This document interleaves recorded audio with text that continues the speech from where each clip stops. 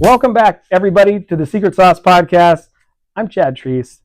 This is, oh, you're going to say your name this time. I was going to say it. That's Lacey Morris. Mm-hmm.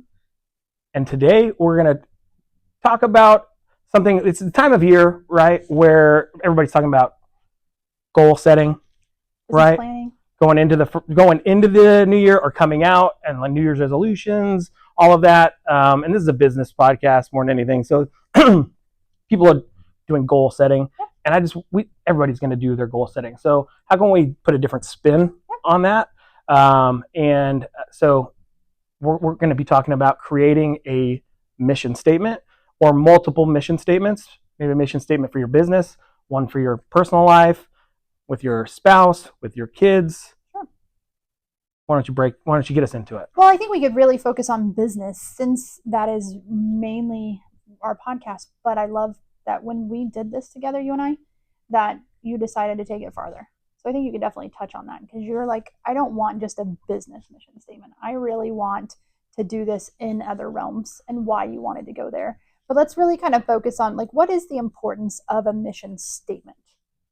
Why is it important that we have a mission statement? And this was a big aha to me. So we've both been in lending for 22 years, right? Yep. Both about the same time. And we go through different seasons, and our lives have definitely changed from where we're at now than when we started and when we went through the middle of it. But I think it's important to really stop sometimes and wonder or really look at what is your mission statement, and do you even have one? You know, what your mission might have been 10 years ago may not be what your mission is now.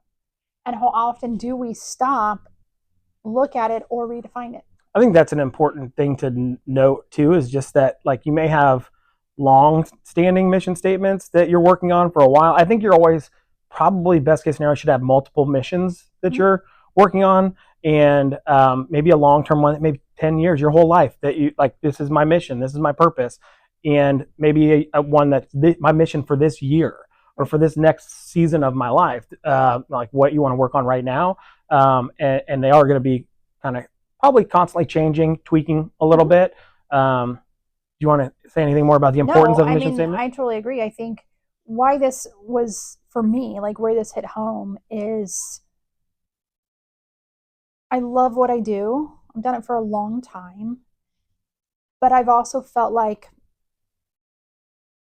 I needed a new excitement. I need a new mission. I need to define what that looks like for me. What do I want this next season in my career, my business, to look like? Something that puts like a little fire in your belly? Something that puts a little fire in your belly. Yeah. I love it. They get you excited, right? And so let's kind of talk about that. Like, can I say something about that real quick? Because yeah, I do want to get into that. Yeah. So for me, the importance of a mission statement, I agree with that wholeheartedly. Another piece of it to me is something that can keep you grounded or pointed in the right direction. For me, it's like your true North Star. I like that. Right? Yep. When you're kind of wondering, like, am I floundering? Am I moving in the right direction? This is your North Star that you can always rely on to keep you on track. That's good. That's really good. I think I came up with that, but no, I didn't. I think somebody else came up with the North Star. Yeah. Well, that's good. I like it. Whoever came up with it, that's great. Okay. So let's talk about let's give 3 ingredients to a mission statement. Like, I want to talk about how you create one in a minute, but what's 3 ingredients that make a really good mission statement? Yeah, so I think this is important. If we're going to create one, we're going to give you steps on how to create a mission statement. Knowing what is going to make a powerful mission statement is probably a great step to making sure that you craft one that's going to work well. So I think the first ingredient is that your mission needs to be crystal clear. Mm-hmm. So it needs to be something that you are laser focused on, and that you can kind of be monomaniacal about. Okay, explain that. It's a big word. Well, maniacal means kind of like crazy about, right? Okay. Like a maniac about something, and then mono is one thing. You are like laser focused. It's another word for just a like big. I was just trying to impress people. It's a big word for laser focused. It's impressive. I've never heard of it before. Yeah, but monomaniacal. So crystal clear. Right. Yep. Needs to be crystal clear. I think like the second one needs that when you read it. So when you define this mission statement, when you read it, it excites you. It fills you with passion. Yeah, it's back to that fire in your belly a little bit, Yeah. right? Like it's something that when you get up in the morning and you're having a bad day, that you're like, but here's my mission, here's my North Star, like Get you going. I, Get you I excited. can go focus on this thing, Yep. right? Yeah, it'll always bring you back in the game when you start to go the wrong direction, I think. So I like this one because when I'm working and been doing this as an exercise, Chad and I have been doing this together. Like as I've written one, I go back to these ingredients. Is it crystal clear? Does it fill me with passion? And I had one, and when I went to answer that question, I'm like, kind of. Then it's probably And not the right one. It's probably not And the that's right okay. one. This should maybe be an exercise that isn't going to happen in one day. Exactly. Like it's going to take some reflection. Yep. And it's going to take sitting with like these ideas, these ingredients, and then making sure, does it kind of check all these boxes? And if it doesn't, maybe you're not there yet. And that's okay. Yep, it's good. Yeah. But that's where that second one, or that's for me, I had to realize it's good, but it can be better. I can keep working on it so that when I read it, I'm excited. I am passionate. I want to go. You want to do the third one? I think the third ingredient is just something that you're willing to invest time in daily, do the work daily, the deep work that it takes, because your mission is not something that you can just like, oh, I created this mission, boom, checked it off tomorrow. Right. This is going to be something that's you're aiming for a long time, right? So I think it's something that you... Pause. Go ahead. What you just said is so important. It's not something that's on your to-do list for today and gets checked off. And that's your to-do list. Yeah. So many people would, okay, I'm going to make a mission statement. Boom, it's done, checked off. Right? Right. And it can't be that. And I think sometimes, and especially in business, we have so many things we have to do. It becomes part of that checklist. Well, let's take it back to the North Star example for a second. Do you ever make it to the North Star? Like, do you ever get there and you're like, oh, like you're not standing on the North Star, right? So like it's guiding you, but it's a journey that you're never necessarily going to get to. I don't think a mission's something that you're ever necessarily going to be like, mission accomplished. It's not that kind of mission. I've arrived. Yeah. Right. Yep. Totally. Good. So I paused. Do you want to keep going? Or did I mess you up now? I don't even remember where I was, but I think that wrapped it up. I think that, 3 ingredients. It's got to be crystal clear. When you read it, it's got to fill you with passion. And it's got to be something you're willing to do the deep work, something to work on daily.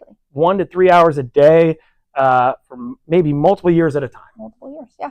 When we were talking about this, someone told us, you'll be willing to work on it maybe even 3 or plus years. Now, obviously, it depends on the mission, but that kind of changed you and our thought process of, oh, okay.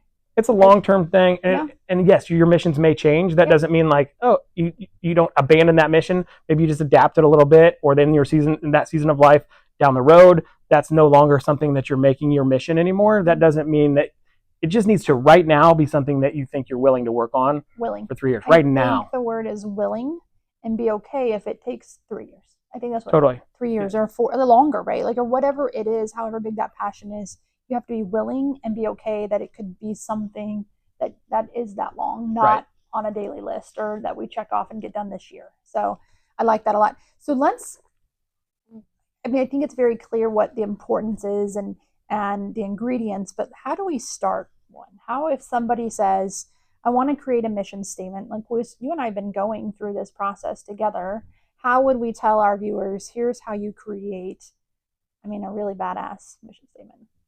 So I think it has to start with self-reflection. I think that's probably the most important step. It's going to take a little time, but being very honest with yourself on what your values are, what's most important to you right now, what are your non-negotiables. The 13 questions. So when we started doing this, we got a list of 13 questions deep. Yeah. Like, this isn't something you can just write down the answers to and move on. Like, they're ones that you're, I got to think about that. I got to really think what I'm going to put there. They're good. And we could totally share that. No, I think we should. So we have a list of 13 questions just to get your mind thinking about this, to really define those values, to really put into frame what that North Star is, what means the most to you, what your non-negotiables are. And I think, yes, absolutely, we can share that. So if that's something that I think everybody hopefully listening would want those 13 so questions. How do they get it? Just comment? Yeah, if they comment wherever this is showing up on Facebook, Instagram, whatever, just comment in down below or send us a DM. Just put 13 in the comments, and we will send it. Absolutely. And you said core values. We also have one of the things that you and I did. There's this list of, I don't know how many words were on that list. Probably 100. Yeah, I think it was at least. Yeah. And it said pick 10, and they're all great words, but pick 10 that really resonate with you and your values. Yep. And that was cool because there's tons of them on there. We can share that too. Yeah. But you go through it and you try to get down to 10. And it's hard because you're like, I want to be that and that. Because you want 30 of them. I want to be all these things. And it's, okay, now how do I become, or how do I really get it down to 10? So that really, I think, helped me too. And when I was trying to define that, what does that look like? So we can share that one too.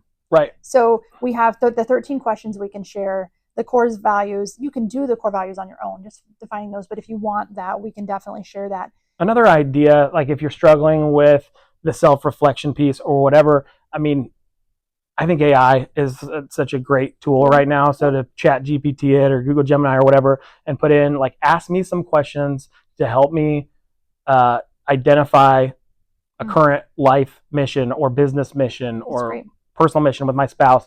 That I think is really cool right now with AI, that you can say, like, ask me these questions as though you're like my interviewer, my guide on this to help me identify this thing. And it's a wonderful tool. I can do that. You can definitely do That's that. Cool. You can. But yeah, so I think core values, what you're really passionate about, that's what you're trying to identify. So it just takes a lot of self-reflection, and that's step 1. Yep.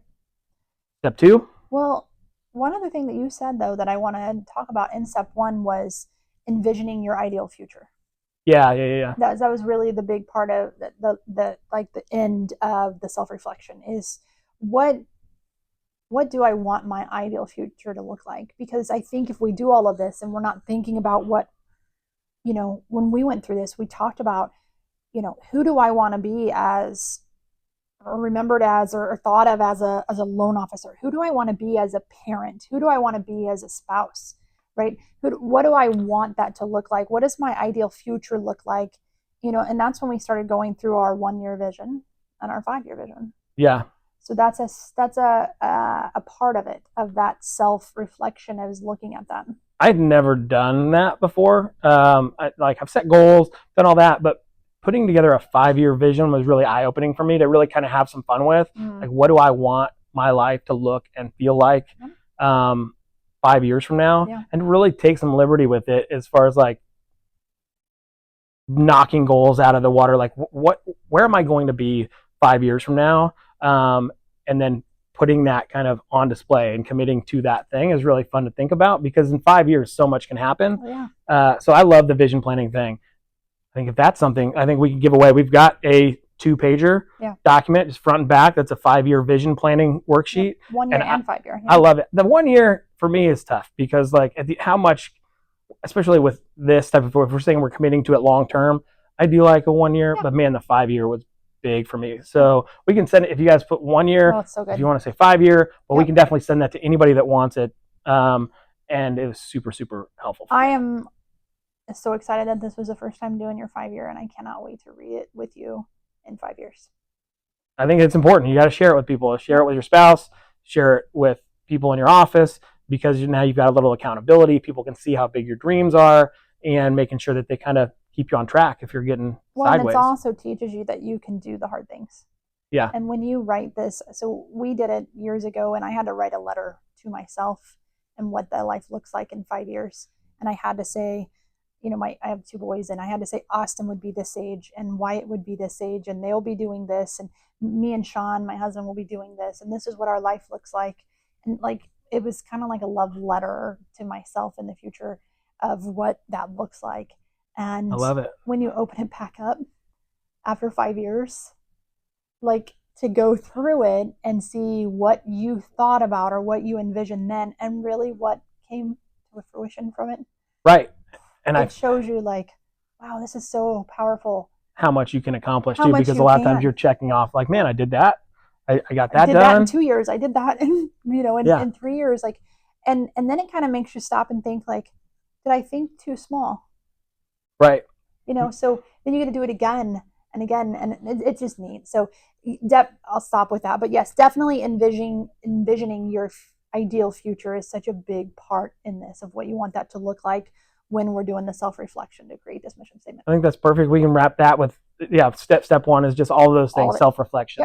Yep. So 2 is actually crafting the statement. You take all of that input, and now we're creating the output, right? So all of that self-reflection creates something that now, okay, I can get behind this mission, and just make it pretty simple, like to the point, that you're writing out, like, my mission is this thing, and this is how I'm going to do it, right? And again, it has to be clear. It has to fill you with passion and excitement.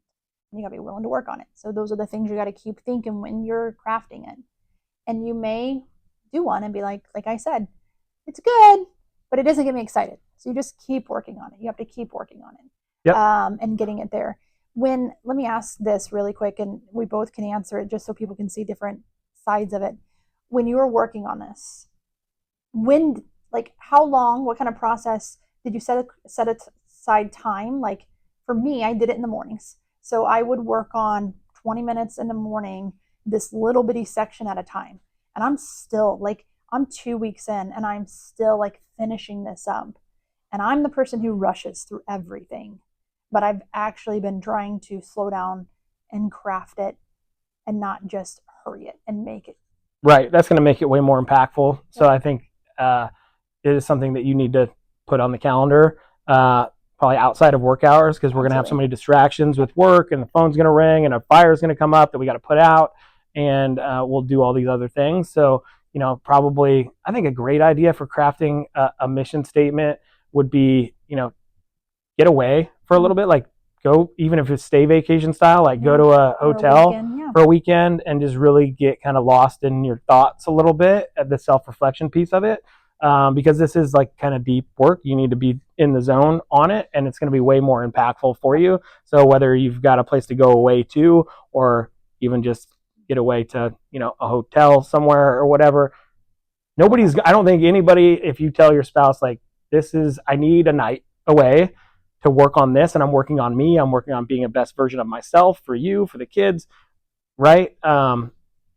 That should be something I would think that everybody would get behind, and then give them the opportunity, share it with your spouse, and give them an opportunity to do that. Well, kind of moving into step 3. That was a great transition, wasn't it? That was not planned. So step 3 is implement.